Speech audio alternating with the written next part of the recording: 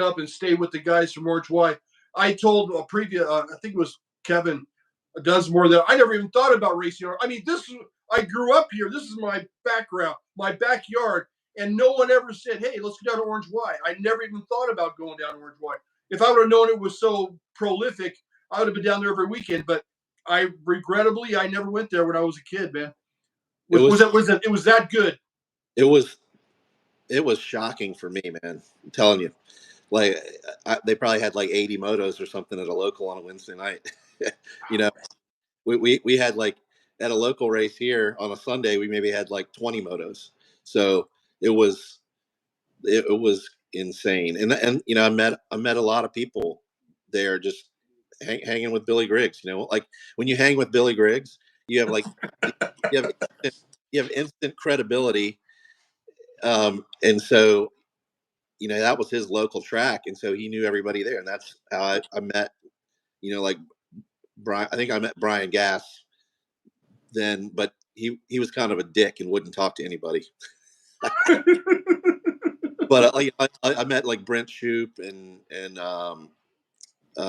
shit, man, like Gary Laurent, just like all kinds of people that I'm still friendly with, which is pretty amazing. Absolutely, and that's when you were on. So when you were on CW, that's how you became familiar with Mike Miranda. And I want to hear stories. Is all that? Is he talking all this bullshit, or was he really that crazy on? What was the CW tours that crazy, or is he just building it up for comic effect?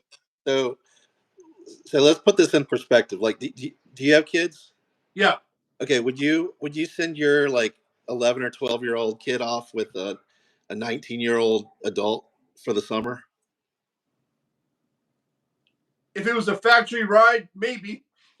Well, so Mark Soria, who was our team manager, if he was 20 years old, I would be surprised. So when we would go on tour, it would be a bunch of kids in a van.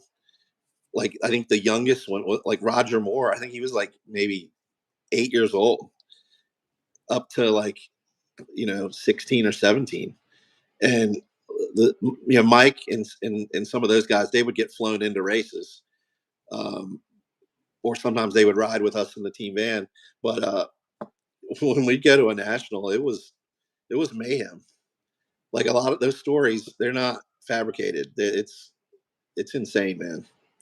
Like, the amount of rental cars that got burned up by BMX riders is insane. Wow, man. Well, so were the older guys on the team? Did they have any responsibility to make sure nothing happened to the younger kids, or was that the team manager's responsibility? That was the team manager. But honestly, like, everybody, you're like a family when you're on a team, and you're traveling all over the place with these people, and you become close with them. And most of them that I ever had any kind of, you know, I was never on any other team. I was on CW the whole time. I was loyal to Roger. He was great to me. I had some other opportunities, but I just felt like I needed to be loyal to Roger. But anyway, when you're on a team like that, it's like family. And so there's going to be a certain amount of, you know, the older guys are going to look out for you, and they'll also play tricks on you and razz you, but it's all about, you know, that it's like a family. It's like they're your big brothers or big sisters or whatever, you know. So yeah, I hear you. Well, that's cool. You never had any. Your mom never got pissed off about anything, about any road shenanigans.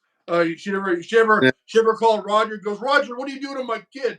No, my mom had no interest in BMX whatsoever. She didn't like that it took me and my father away on weekends, because my father loved BMX. He even after I got on CW and was getting flown to races and stuff, he would drive to a race where I flew just to watch me race. and he was always, I think I sent you a picture of him with the cameras around his neck. Yeah. He was always in the infield taking pictures. Like He was your biggest fan. He took thousands of pictures, which I'm so fortunate that he did that. Not of just me, everybody. Right. Like everybody.